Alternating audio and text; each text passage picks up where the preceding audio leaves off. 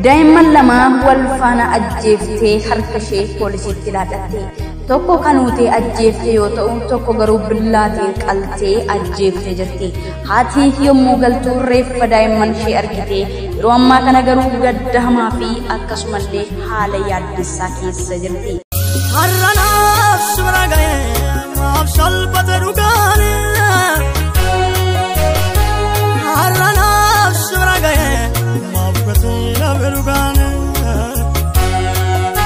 Yoyaa shamarra tafuunee hordoftoonni Saaroon Entertainment biyya keessaa fi biyya alaa nageenyi koo kan jaalalaa fi kabajaa isiniif baay'atu oduu gurratti dhaga'uu fi akkasumas arguun namatti hin tolle isiniif qabanneerra. Hojjettuun manaa namaa kan teessu ijoollee lama wal faana ajjeefte. Daa'imman lama wal faana ajjeeftee harka ishee poolisiitti laadhatte. Tokko kanuutee ajjeeftee yoo ta'u tokko garuu billaatiin qaltee ajjeeftee jirti. Haati yommuu galtuu reeffa daa'imman ishee argite yeroo ammaa kana garuu gadda hamaa fi akkasumallee haala yaaddessaa keessa jirti. Oduun kun maatii daa'imman isaanii manatti dhiisanii deemuu fi rifaatuu guddaa fi yaaddoo guddaa keessa galchee jira.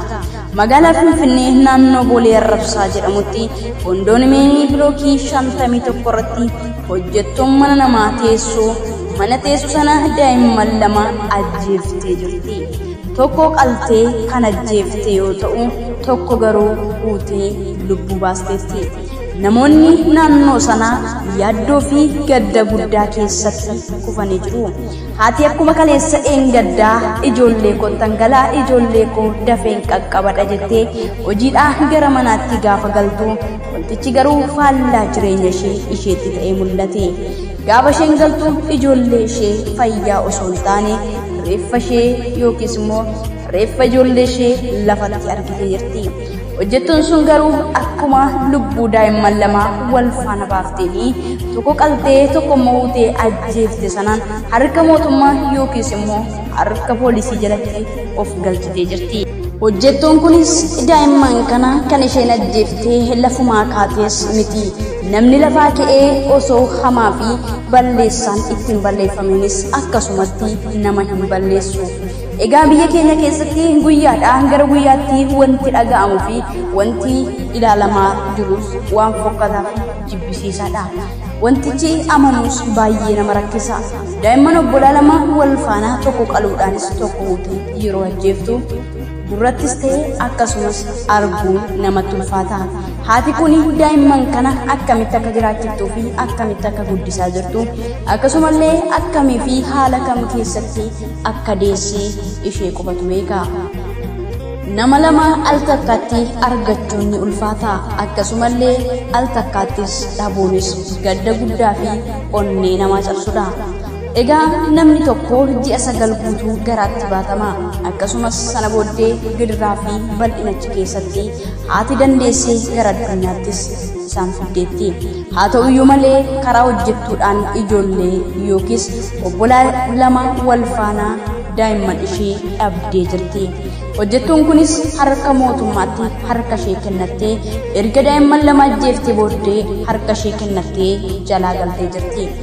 Wanta nuti asirratti hin jennu hojjettuu tokko yookiis nama tokko gaafa gara mana keessanii fiddanii fi rileeshinii wajjin uummattan eessa akka fiddanii fi eenyu akka taatee fi eessa akka taatee adda baafachuun dirqama keessanii.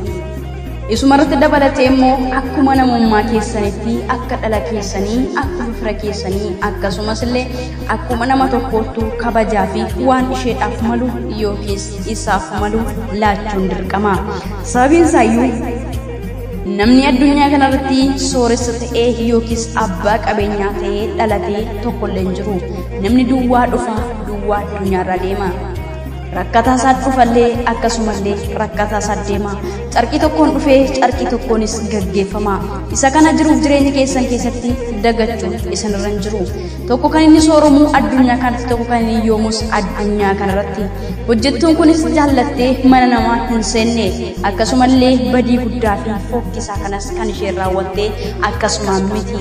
Kanaafiyyuu hojjettuu qaxarattan tokko eenyummaa ishee beekuu fi maal akka taate akkasumallee mindaa ji'aallee yeroo isaa eegdanii kennuu fi nyaataa fi wantoota ishee barbaachisu waan yeroo irra darbee fi waan jibbisiisaa hin kenninaafi kabaja isheedhaaf maluu malee haamilee buusuudhaaf fi jechoota fokkotaadhaa fi tuffii namaa gadi akka ta'etti ilaaluun barbaachisaa miti.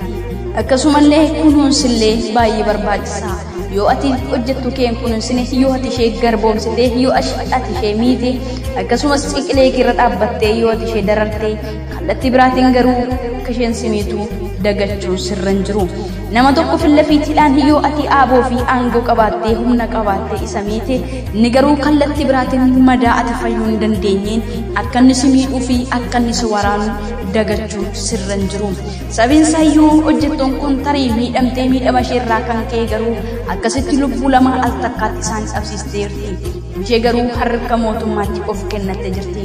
Kanaafiyyuu nama miidhuurraa of eeguu akkasumallee aadaa fi safuu akkasumallee seera uumaa fi uumaa ofii ofitti gaddisiisuudha. Lubbuu baasuu fi lubbuu balleessuun waan jibbisiisaa fi fokkataadha. Kanaafiyyuu hojjettuun mana namaa hojjettu lubbuu lama wal faana galaafattee jirti. Ofii ishee garuu harka mootummaatti harka ishee kennattee jirti. Haati garuu yaaddoo guddaa keessattis kuftee jirti.